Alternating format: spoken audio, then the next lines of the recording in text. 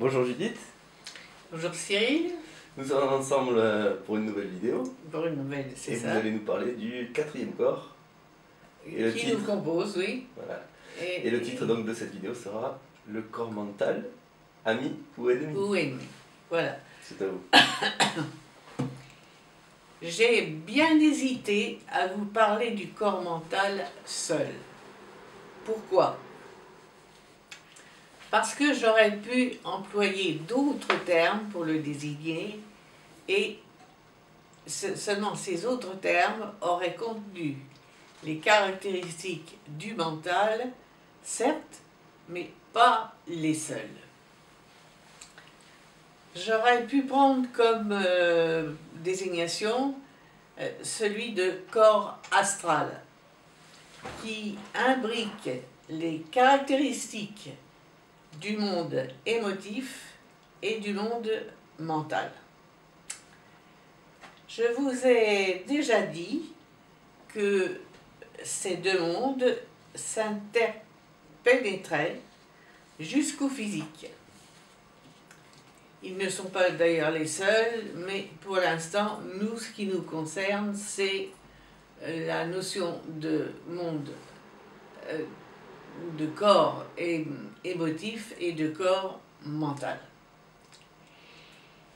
J'ai dit que ces deux corps s'interpénétraient, mais je ne viens pas de dire qu'ils se superposent ou qu'ils, par exemple, ou qu'ils se juxtaposent.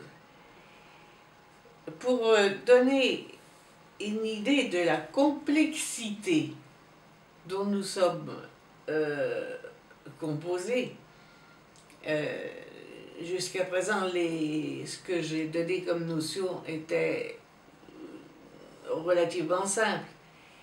Mais pour donner une idée, de cette interpénétration des strates, des raies qui constituent ces corps en nous, mental et émotif, je vais vous proposer une image qui est la suivante.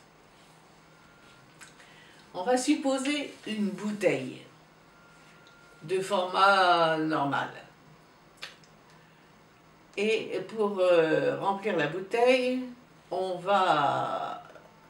suppose qu'on introduise des grains de blé. Bien.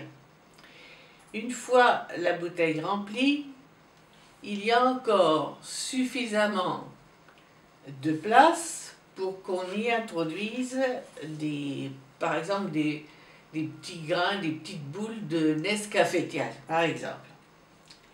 Et encore, c'est pas tout. On pourrait encore trouver de la place pour y infiltrer de la farine, par exemple. Et encore, c'est pas tout. On pourrait encore trouver moyen d'infiltrer un liquide, de l'eau, de l'huile, de l'alcool et encore d'autres liquides sans doute, avec différentes couleurs. Alors, de cette expérience, il résulte de nouveaux états, mais les activités des substances qui constituent ces états restent spécifiques, conformément à des lois que nous verrons sans doute plus tard. La matière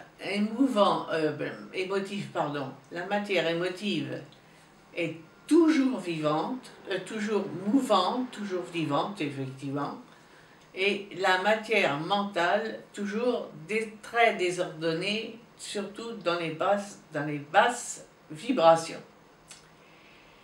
Cependant, même si elles ont bien leur détermination, si elles ont bien leur trajet, et qu'elles ne se juxtaposent pas, qu'elles ne se superposent pas, elles réagissent tout de même les unes sur les autres.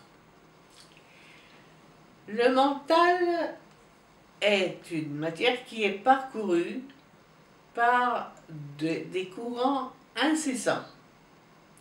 Les courants incessants sont les pensées, jusqu'à un certain degré. Vous allez voir, je vais vous sectionner, montrer depuis le bas jusque plus haut. Là, le mental, ça n'est pas une notion, une seule chose, une entité. Déjà que je vous fais entrevoir la complexité, mais il y a des degrés à monter. Et le mental, c'est pas... il y a des strates mentales tout à fait différentes, les unes les autres. Alors, le mental, de toute façon, jusqu'à un certain degré, mettons, plutôt vers le bas, est parcouru par des courants incessants qui sont les pensées. Un peu plus haut, ce seront les idées. Un peu plus haut, ce sera les sons, etc. qui influencent beaucoup alors, regardez le mental, il est là, qui influence beaucoup les émotions, qui qui sont à côté ou qui se mélangent à elles, et l'ensemble singe la réalité physique, ou je dirais voile la réalité physique, nous trompe par rapport à la réalité physique.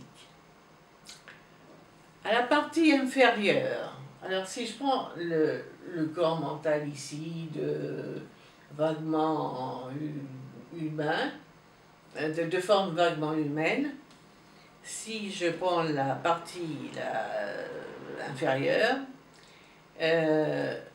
là, ce qui se présente, ce qu'on peut, à condition de chercher beaucoup, c'est un travail en lui-même, c'est une sorte de précipité, si vous voulez, comme en chimie.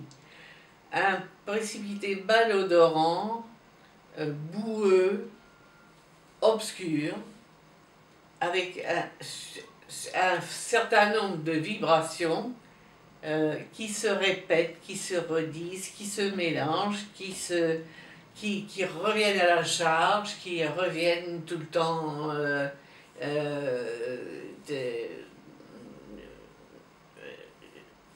en répétant les mêmes vibrations de façon incessante. Un petit peu l'embarras, si vous voulez, mais des moucherons l'été qui ne vous quittent pas la tête, là, et que vous êtes obligé de chasser parce que, encore et encore et encore, et ça revient, et vous les chassez, ils reviennent. Ces vibrations, là, d'en bas, les vibrations sont extrêmement... Alors, elles ne sont pas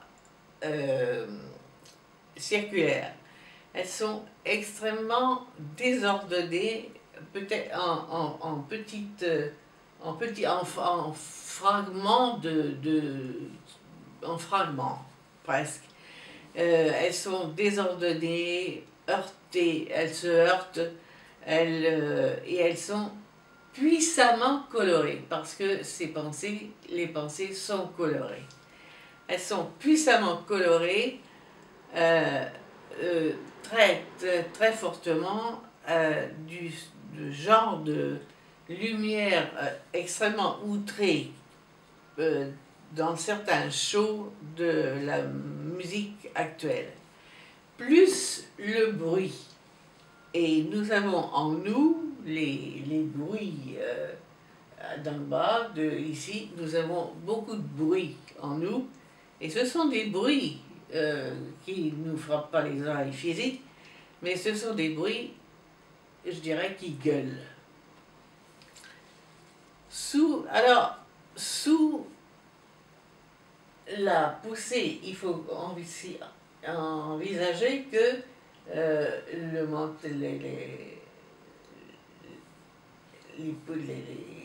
mental pousse vers le bas. Et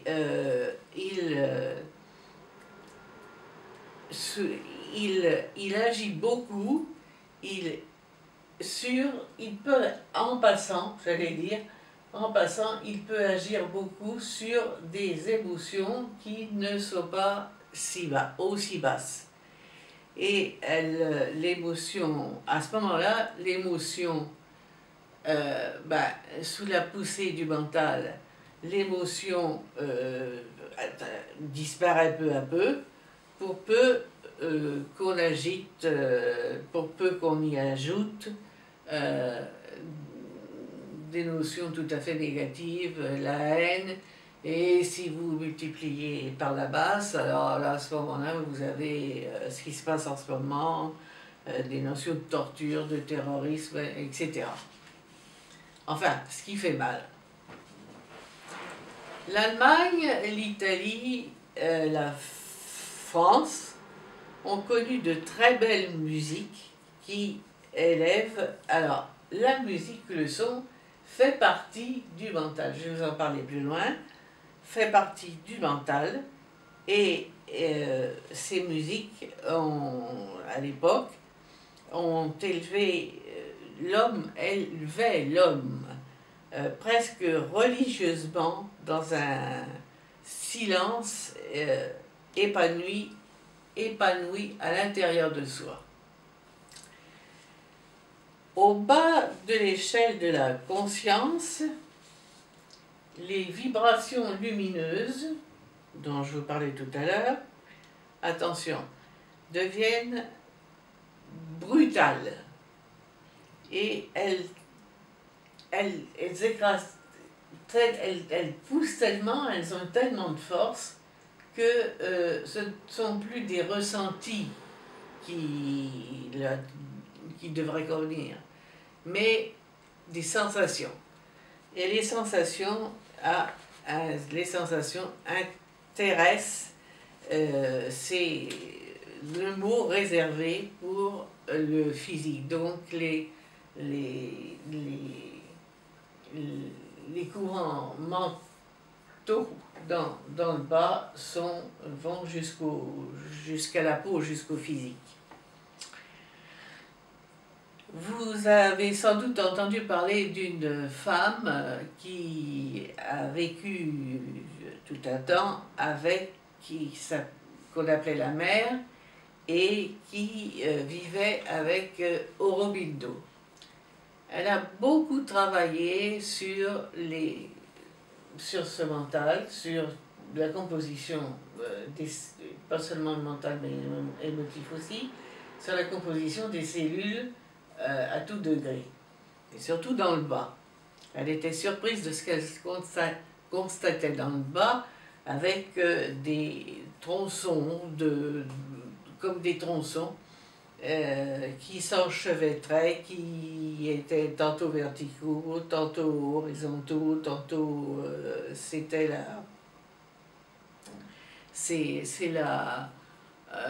le désordre complet.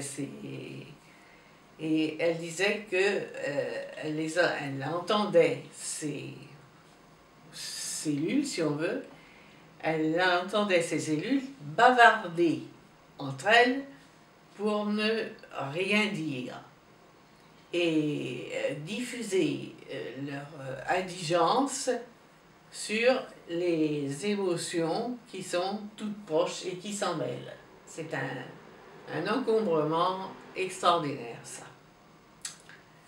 Si je quitte cette noirceur, ce bas, ce fond, j'élève mon observation de quelques degrés, quelques strates.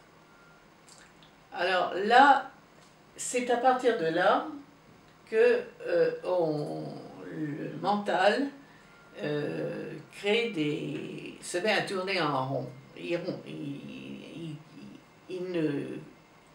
Il tourne en rond et il ne crée rien que des habitudes, toujours les mêmes. Les pensées étant tout le temps les mêmes.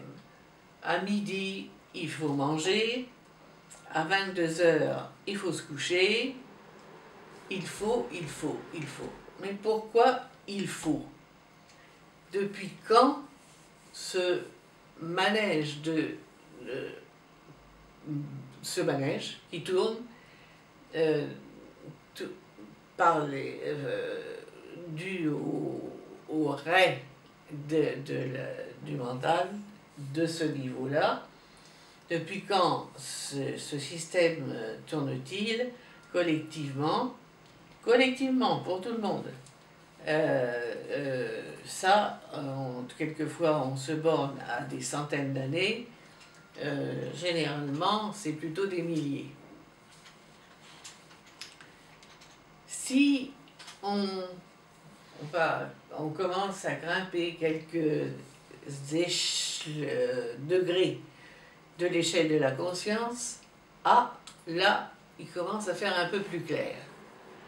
Et ce ne sont pas le même fonctionnement, c'est bien le même mental, c'est le mental, mais ce n'est pas le même fonctionnement de tournoiement continu qu'on trouve là. Ce sont des pensées plus claires, aux couleurs moins criantes, et qui, par contre, elles ont tendance à sans lien absolument entre elles, à repasser sans arrêt aux mêmes endroits de notre corps, par exemple, du corps mental, pardon. Elles ont tendance à repasser sans arrêt et à nous faire nous répéter sans arrêt des notions qui n'ont pas à être répétées. Il y a dans ce monde, dans ce domaine-là, il y a déjà une notion, oui, on pourrait appeler une notion de curiosité. Il y a un certain regard sur sur les autres, pour non pas par intérêt pour les autres, surtout pas, mais pour tirer de l'observation des autres un propre profit. Alors là, c'est une observation, c'est intéressant, mais on n'en est pas encore à l'intellect. Et l'intellect, c'est-à-dire l'intellect est composé de pensées qui ne savent pas si elles n'apprennent pas de la part des autres. On pose une question à un professeur émérite par exemple, il va répondre pour celle-ci, écoutez, j'ai pas consulté le livre adéquat, je vous répondrai ça après. Alors là, ici, au degré, c'est un petit peu plus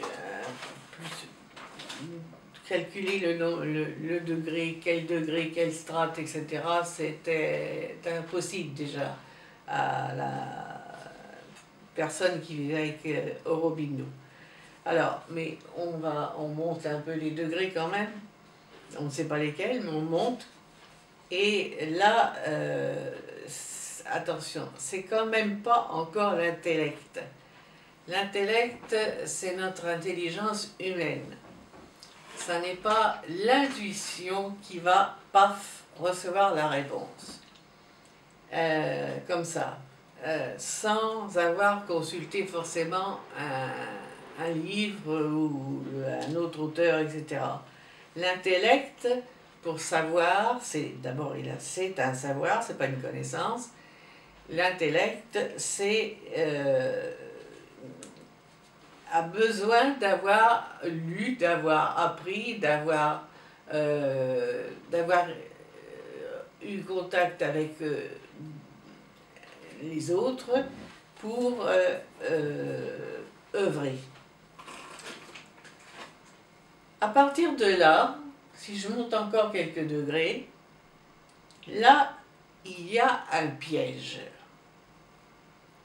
Un piège qui est implanté probablement plus dans la tête de l'humain.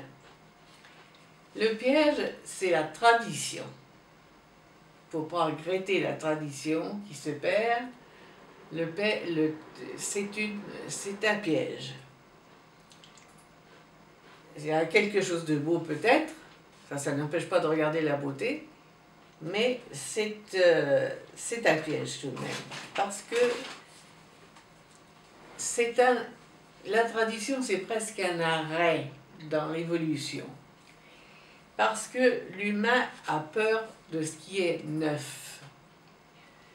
Depuis longtemps, c'est degré de l'humain, alors, parce qu'il a peur du neuf, depuis longtemps, cette partie du mental a créé un Dieu, a créé des religions et a créé non pas seulement un Dieu, mais des dieux.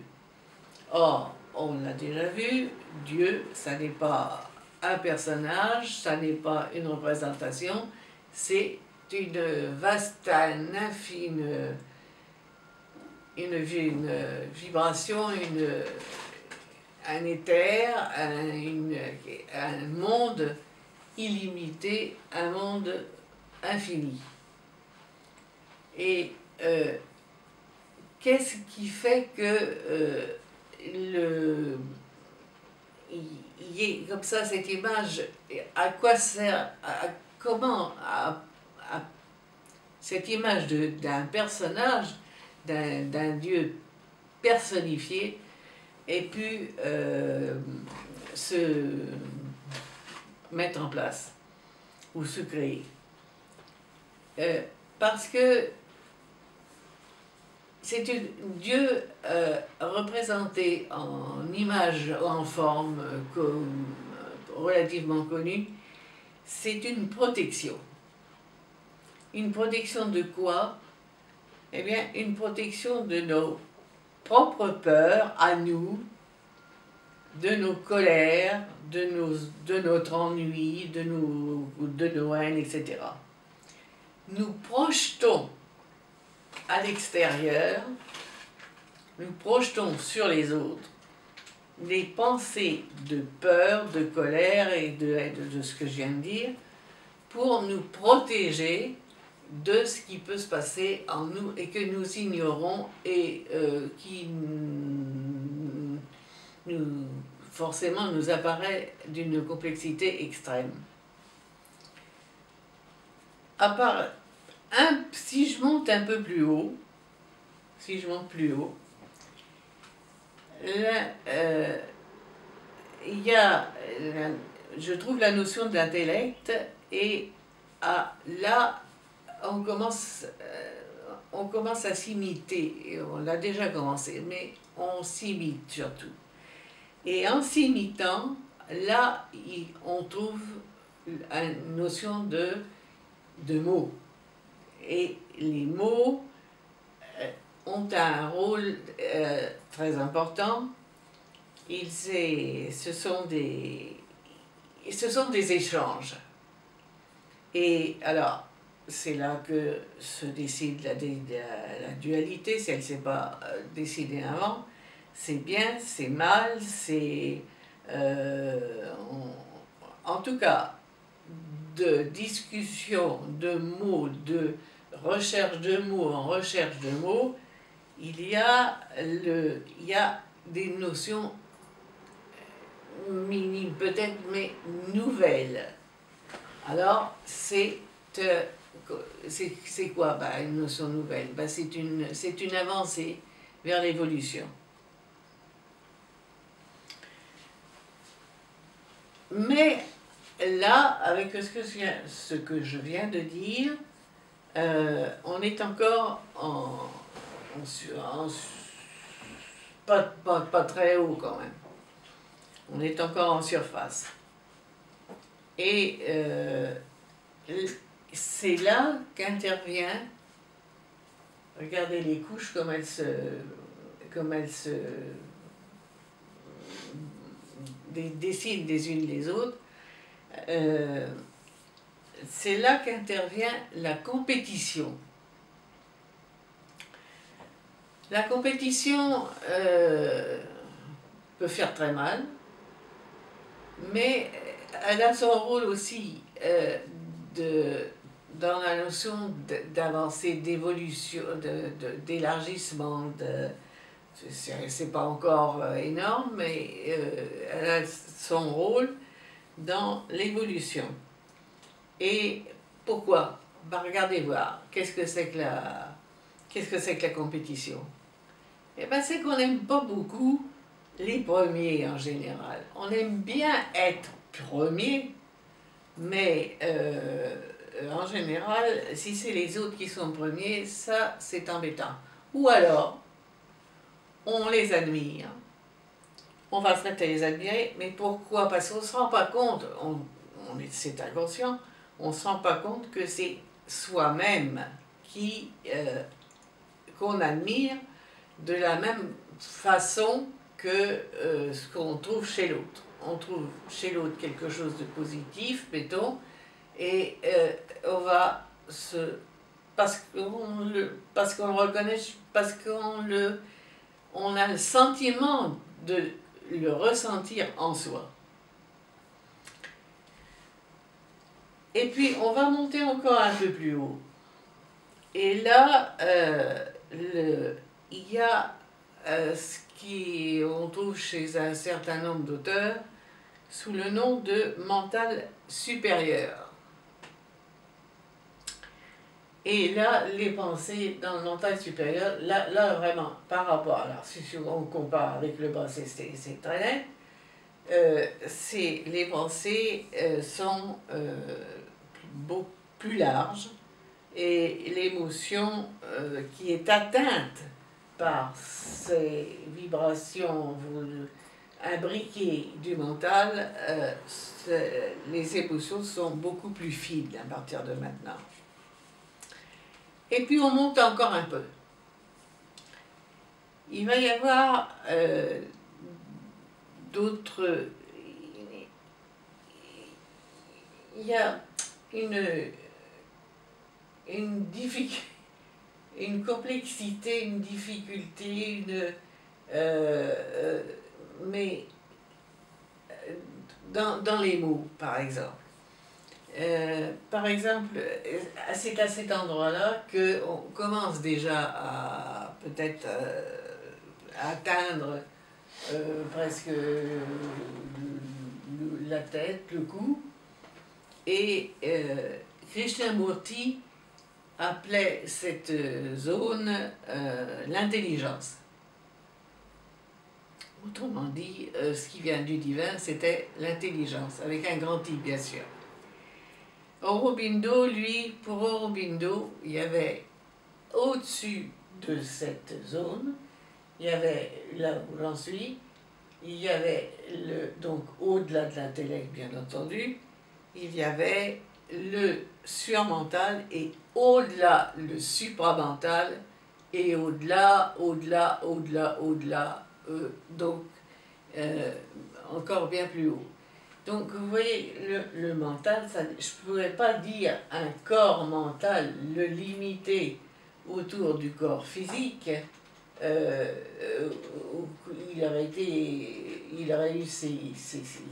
Il a ses propres limites, mais si on dit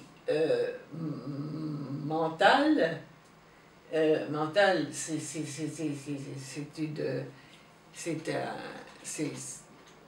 quelque chose de fantastique, c'est sans limite, on ne sait pas où ça s'arrête. Si on dit corps mental, évidemment, je peux mettre des limites et réduire corps mental à ce qui est strictement humain. Si on suit Aurobindo, si on pouvait suivre Aurobindo, on ne sait pas où il en était, lui, là vraiment on aborde la notion du divin, mais je vous en ai déjà parlé, je vous ai parlé de l'éther, mais avec des dimensions inimaginables. C'est pas la peine d'insister, c'est extraordinaire.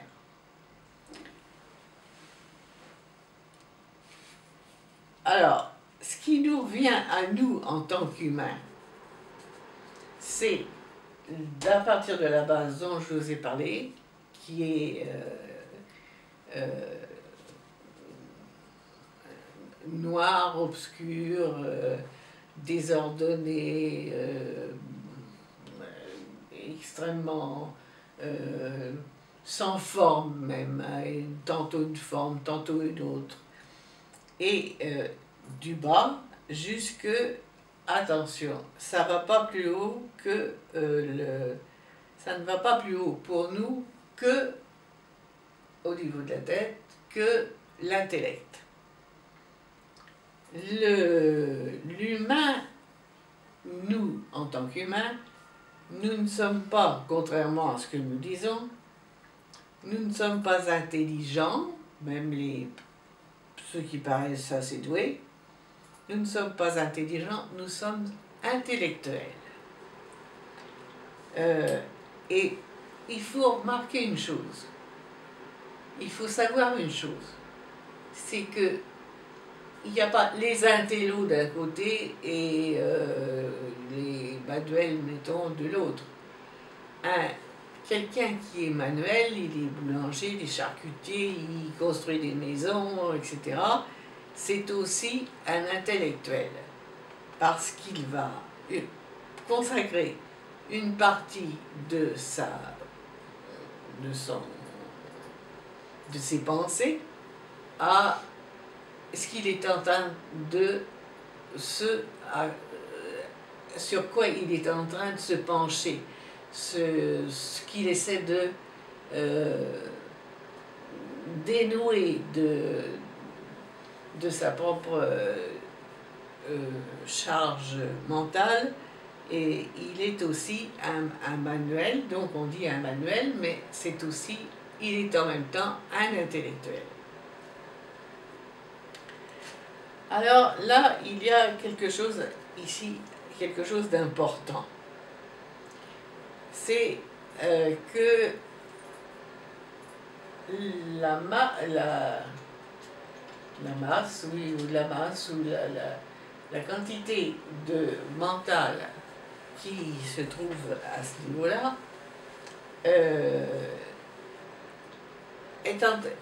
a pour rôle, je dirais presque pour rôle, d'escamoter la réalité. Et la réalité, ça serait la réalité physique. C'est extrêmement important, cette notion-là, parce que le rôle du mental, tel que je vais vous le décrire, et qui voile, qui cache l'aspect, la notion, la réalité physique, nous freine dans notre évolution. Et là, j'insiste, c'est que la matière du mental, la pensée, en somme, nous naviguons entre le plus bas, que je vous ai décrit, et pas plus haut, et avec des degrés, de degré en degré, mais pas plus haut que, en général, pas plus haut que l'intellect. et même certains génies vraiment qui frisent la zone la plus au-dessus de l'intellect n'atteignent pas toujours, ne sont pas toujours atteints par ces zones situées en degrés élevés. Alors, quand on fait allusion, quand on parle du mental, comme ça, couramment, le mental, bon, vous voyez que c'est toute comment dire, un échafaudage, c'est toute une création extraordinaire. Mais et ça s'arrête, mais le mental, il faut le considérer, en somme,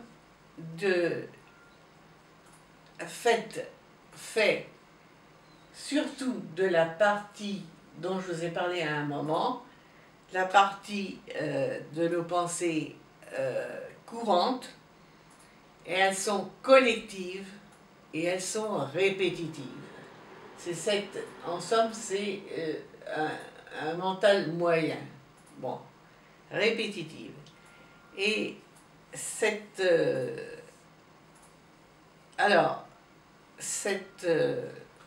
partie-là du mental crée de son propre cru des images ou une image de notre monde physique.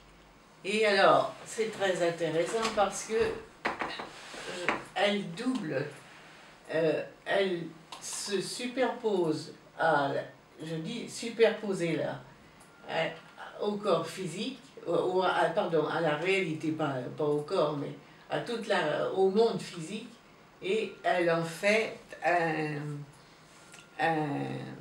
une réalité qui en fait est illusoire et qui double la réalité physique.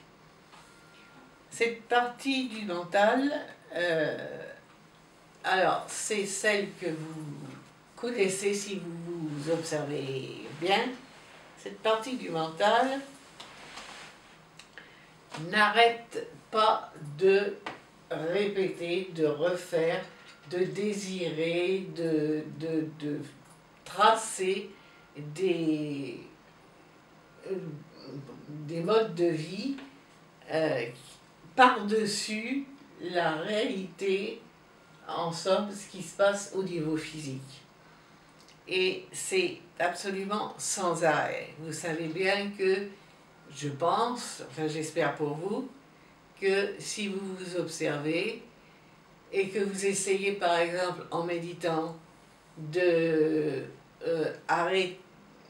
viser par exemple une lumière ou un point sur un mur par exemple, pour savoir, pour réfléchir, pour méditer, pour se demander ce qu'on est, pour avoir un contact avec des notions plus hautes que là où nous sommes, et vous allez constater que c'est des pensées. Les pensées se succèdent les unes après les autres et n'arrêtent absolument pas. C'est incessant. Si vous arrivez à avoir, en méditant, un petit espace entre deux pensées qui se succèdent, là, il pourrait y avoir un peu d'éther qui passe. Mais autrement, le système de construction avec lequel la matière mentale va créer un double du monde physique, ça n'arrête pas. Et ça n'arrête pas, et c'est complètement... Alors là, on retrouve un mélange avec on trouve pas un mélange, mais un écho des vibrations plus basses, parce qu'il peut y avoir, vous êtes en train d'être sérieusement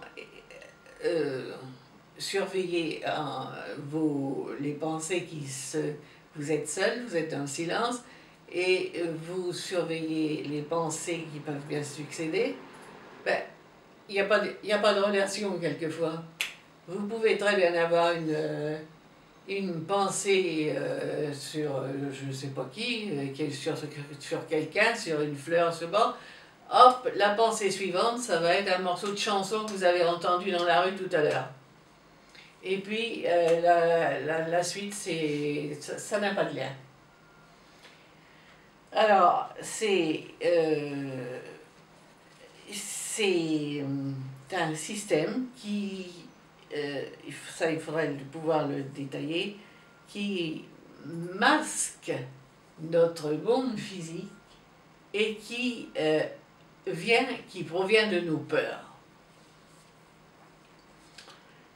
Et quand le monde réel, alors la réalité physique, apparaît un tant soit peu, je vous ai parlé du petit espace entre deux pensées là tout à l'heure, vite, une autre pensée ça arrive, ça mène, et hop, ça a vite fait de boucher le trou qui vient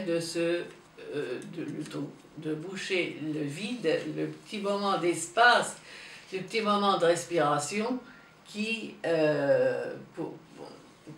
pour jouer son rôle de masque.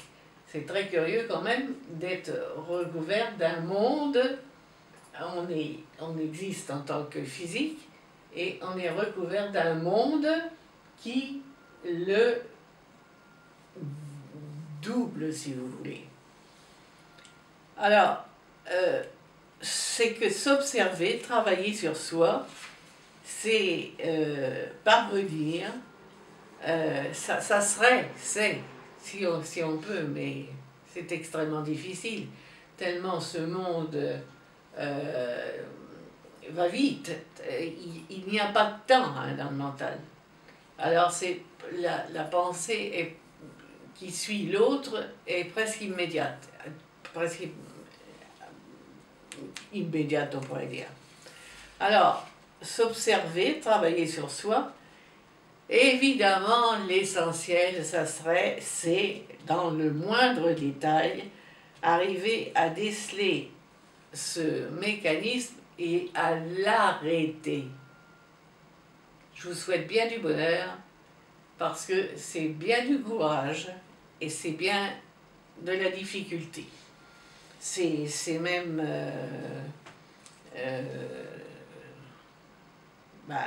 il va falloir s'y mettre tous sur la planète ensemble pour y arriver, tellement c'est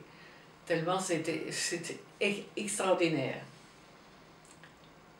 Alors, le travail qui devrait se faire en ce moment, qui s'est déjà fait, mais qui devrait se faire sur soi en ce moment, ça serait de passer par ce que j'appelle les bases. C'est-à-dire, savoir au moins comment tout ça c'est complexe, comment on a différentes sortes de matières en nous, de comment elles s'imbriquent, comment elles se forment, et éviter ce qui se passe beaucoup en ce moment, c'est de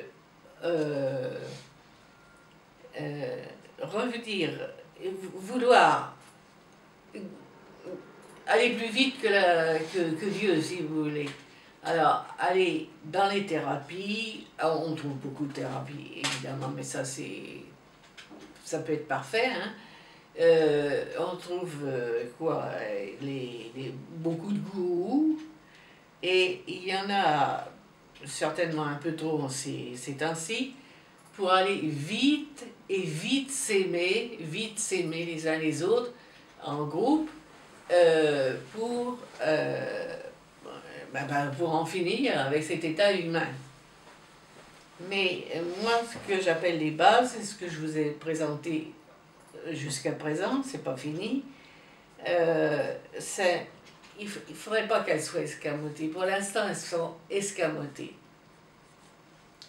Les notions de corps, les notions de complexité de ces corps qui s'interpénètrent, qui s'imbriquent, qui ont leur vitesse, qui ont leur son, etc. Tout ça, ça devrait être connu avant et que ça corresponde à quelque chose et qu'on ne se sente pas envolé parce qu'effectivement on a besoin d'amour, on a besoin d'être aimé. Alors la période a l'air d'ouvrir et la période a l'air de nous apporter des circonstances qui font que ça y est, on va y arriver. Attention, pas tout de suite, ou alors à moins d'avoir avant, dans les années précédentes, les années 80, 70, etc., avant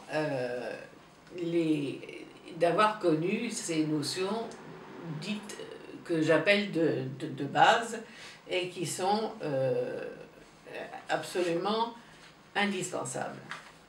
Alors, regardez ce qui se passe quand même. Le mental et tout son attribut et les motifs qu'il entraîne aussi, évidemment. Alors, le mental, c'est-à-dire la base jusqu'à l'intellect, pas plus, nous crée un monde illusoire. Je vous ai déjà mentionné que ces mondes à l'intérieur de nous, à l'extérieur de nous, ces mondes émotifs, mentaux, etc., et d'autres que j'ai pas, qui n'interviennent pas ici, ne sont pas vides. Vides, évidemment, ils ont leur matière. Il y a en eux des êtres plus ou moins larvaires, plus ou moins pas évolués du tout. Et ces êtres se nourrissent de notre vitalité. Et pour l'instant, en ce moment, ils n'ont aucun, étant donné que effectivement au niveau de l'éther il y a une ouverture, ils n'ont aucun intérêt à ce que nous soyons de plus en plus, que nous soyons conscients. C'est-à-dire que nous leur échappions. C'est parce que notre vitalité va leur donner évidemment une vigueur, mais cette vigueur-là, ils n'y tiennent pas. Ils sont bien dans leur basse vibration, ils s'y retrouvent, ils se mélangent, ils se noircissent, ils lancent de la haine, ils lancent des négativités, ben, ça leur va très bien. Et j'ai inventé une petite histoire là, je vais vous faire vous reconnaître, si vous voulez bien, je vais vous faire vous reconnaître dans notre monde de tous les jours. Ça, c'est ce que je viens de vous dire, qu'on ne voit pas la réalité, on ne veut pas la voir. C'est le mental et le mental est tout son naturel. Le mental et mental émotif, etc. C'est le mental qui en somme nous recouvre pour freiner. C'est peut-être pas si mal de freiner, il ne faut pas se précipiter comme je l'ai dit tout à l'heure. Alors j'ai inventé un exemple que vous allez, sous une forme ou sous une autre, vous allez reconnaître. Et vous ne pouvez pas échapper tous les jours, quotidiennement, de minute en minute, même de seconde en seconde, attention, une idée qui vient de passer, on ne l'a pas vue, avant qu'on les voit, les idées, il faut du temps. Il faut beaucoup de temps. Et une idée vient de passer et elle vous a entraîné ailleurs, elle vous a entraîné et vous ne voyez pas la réalité, vous ne voulez pas la voir. Bon. J'invente la chose suivante. Supposons qu'une certaine Suzanne s'invite un soir pour passer chez une amie qu'on va appeler Denise. Elle s'invite pour les environs de 7 h du soir. Elle est drôle, Suzanne, et puis Denise l'aime bien, et puis on va certainement s'amuser. Bon. Seulement voilà qu'il est 6 h 30. Et vous, en tant que Denise, ben, vous n'avez pas beaucoup de temps devant vous. Alors, voyons, ça commence par qu'est-ce que vous allez vous mettre pour la recevoir? Parce qu'elle est toujours au goût du jour, et qu'est-ce que vous allez mettre? Alors, une pensée, une autre, la bleue, la verte, etc. Ah, la rouge, tiens, oui, ça fait bien, ça me fait très bien. Et puis, voyons, le collier, alors il passe différentes tailles de collier, le collier. Ah ben, le collier qu'elle m'a offert pour ma fête, ça ira aussi. Et comme parfum, ah, le parfum, on s'en va chez Chanel, on s'en va chez Yves Saint Laurent, ou on s'en va tout à fait ailleurs, parce que le charcutier qui est à côté, il vend une charcuterie qui a une mauvaise odeur. Bon, alors, voyons. Le mental fabrique la scène qu'il envisage, qui doit se produire. Suzanne commence même déjà à se regarder dans la glace, et il crée le monde qu'il considère qu'il doit se produire. Alors, comment elle s'appelle, Denise, appelons-nous Denise, arrive devant la porte, on se précipite, on monte 2-3 marches et on se précipite devant la porte. Nom d'un chien, ça y est, pas de clé. Et pourtant, les clés sont mises systématiquement dans un petit sac, dans le grand sac courant, mais à une petite pochette spéciale, et automatiquement, les clés sont mises là. Alors, qu'est-ce qui se passe? Il se passe que le mental, la clé, attendez, j'ai oublié de vous dire que la clé n'est pas dans la pochette ce soir-là, juste au moment de l'arrivée de Suzanne. Alors, qu'est-ce qui se passe? Ben, le mental, c'est pas possible, il n'admet pas ça. Le mental refuse, fouille bien, regarde bien, la clé est forcément là. Mais, quelle est l'émotion qui est à titiller pendant ce temps-là? C'est l'agacement. Et l'agacement, qu'est-ce que c'est que l'agacement? Ben, regardez bien, surtout si ça se gonfle un peu, ben c'est la colère. Pas une colère, on va pas tuer le voisin avec ça, mais c'est la colère. Et alors, qu'est-ce qui se passe? Il se passe que on fouille, vous fouillez, vous remuez, bon, ça devrait être, si c'est pas dans la poche, pour un autre, ça sera dans son tiroir, pour un autre, ça sera ailleurs, mais il n'y a pas de doute, ça devrait, c'est là d'habitude, ça devrait être là. Donc, qu'est-ce que c'est là d'habitude? C'est le mental. Et la réalité, c'est quoi? Eh bien, la chose qu'on cherche n'est pas à l'endroit où le mental décide que ça doit être.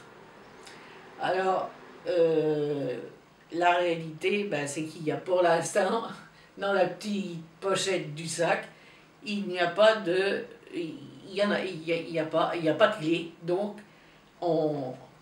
qui serait, si la clé était là, ça serait effectivement pas le mental qui décide que c'est la clé doit être là, mais c'est la réalité, la clé avec sa forme devrait être à l'endroit désigné d'habitude. Il y a donc un refus. Et le refus se marque par l'énervement, l'agacement, la conséquence et l'exaspération, conséquence physique, exaspération, sous l'action alors voilà, que le mental fait ressurgir la robe rouge. Ah, la robe rouge avec les talons, j'avais oublié les talons, j'aurais dû mettre les talons. Et quelle heure il est? Il est 6h moins le quart. Bon sang, affolement, qu'est-ce qu'on fait? Ah, soulagement. Soulagement, vous venez de réaliser, le mental s'est coincé un peu, vous venez de réaliser que la clé de votre porte, mais vous venez de la laisser à l'instant, vous venez de la laisser chez le boucher qui est exactement le voisin, parce que vous vouliez la clé tout de suite, de façon à ouvrir la porte plus vite. Alors ça, c'est un geste. Vous faites ça combien de temps dans la journée que vous n'observez pas? Si vous observez, vous verrez que c'est incessant. Et la scène... Alors, à partir du moment où on retrouve la clé A, B, C, que le mental va pouvoir remettre son scénario tranquille, et le voilà parti sur la suite qu'il a prévue pour le soir, etc.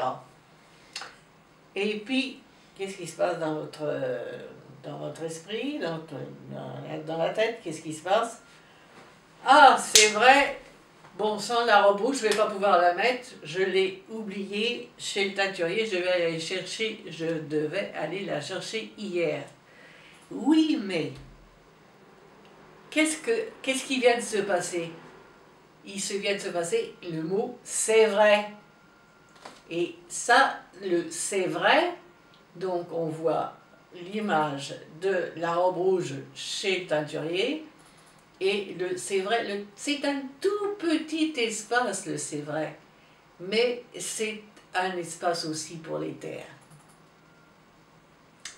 Alors, donc, il n'y a pas de robe rouge, bon, et pourtant elle est éclatante, ça peut être une réalité. Et, oh oui, ça peut être une réalité, mais le mental s'en charge bien aussi. Alors, qu'est-ce qui se passe? Il n'y a pas de robe rouge, qu'est-ce qu'on va faire? Ben, on se précipite vers l'armoire, et puis, ah, tiens, quelle robe? Ah, et ça prend un petit peu, oh, ça prend du temps, on s'énerve, on prend... Pourtant, ah, mais il n'y a qu'à mettre la verte, tiens. Mais j'ai grossi ces temps-ci, et puis je n'ai pas le temps de l'essayer. Je n'ai pas le temps de l'essayer. Essayer serait une réalité, puisque c'est une question qui a l'air avoir son importance.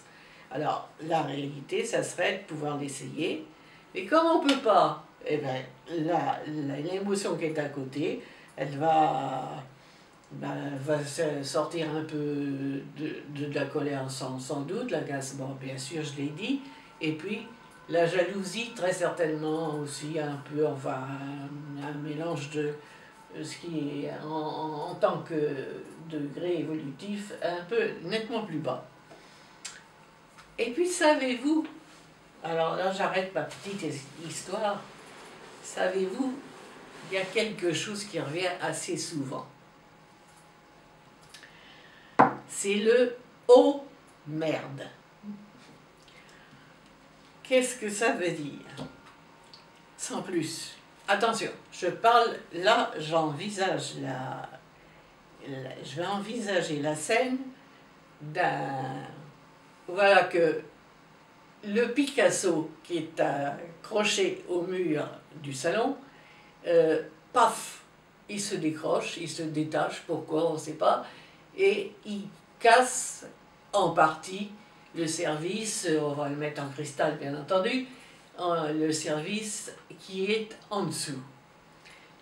La personne qui vient te dire ce juron, oh merde, attention, elle a déjà une certaine évolution et elle envisage, elle peut avoir peur aussi, c'est pas tout à fait l'évolution ça, mais si elle a une certaine évolution, elle envisage, bon, quels sont les morceaux Picasso qu'on va retrouver, les morceaux de cristaux, etc. Une partie, en tout cas une partie, elle envisage de voir les dégâts et d'y remédier s'il y a possibilité. Mais qu'est-ce que c'est que ce juste? Juste, elle n'a dit qu'un mot. Oh merde, c'est quoi? Il y a déjà, chez cette personne, comme je vous dis, déjà de la maturité, et ça correspond, et c'est pas long. C'est très vite dit. Ça correspond à quoi? Ben, ça correspond à un non, c'est-à-dire à un refus de la réalité physique. Non, ben non, il n'y a plus de Picasso à accroché au mur, et puis le résultat, ben voilà le résultat. La réalité, c'est Picasso coupé en 25, et le service de la même façon. Alors, notre travail en ce moment, et c'est pas... ça n'est pas parfait du tout. Notre travail en ce moment revient à cette surveillance des courants mentaux quotidiens qui sont jalonnés, attention, de petits refus. Ça n'est pas les grandes envolées, les grandes colères, les grandes... c'est pas ça. C'est des petits refus, à peine quelquefois perceptibles, et ce sont ces petits refus qui nous empêchent, ils sont petits peut-être pourtant, mais il y a de l'espoir. Ils nous empêchent de grandir. Et en somme, nous voilà avec un travail qui n'est pas toujours plaisant, et bien en tout cas, voilà le mental.